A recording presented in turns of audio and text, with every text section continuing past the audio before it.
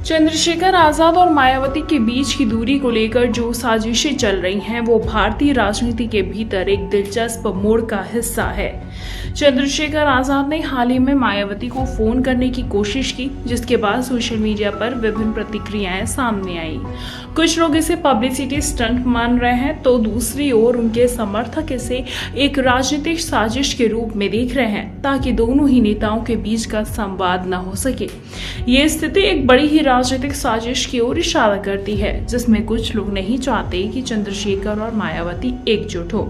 कई लोग इस बात का समर्थन कर रहे हैं कि अगर ये दोनों ही नेता एक साथ आ जाते हैं तो उत्तर प्रदेश की राजनीति में एक नया समीकरण बन सकता है जो सत्ता की धारा को बदल सकता है।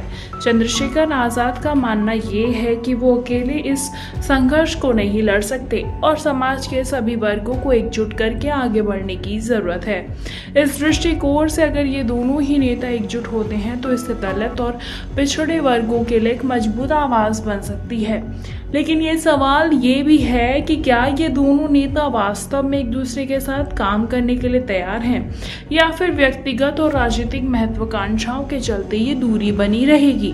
राजनीति में कभी कभी खास करके जब बड़े नेताओं की बात आती है तो ऐसे दबाव होते हैं जो इन्हें एकजुट होने से रोकते हैं। इस तरह की साजिशें अक्सर ही व्यक्तिगत स्वार्थों या फिर सत्ता की कुर्सी से जुड़े फैसलों के परिणाम स्वरूप होती है।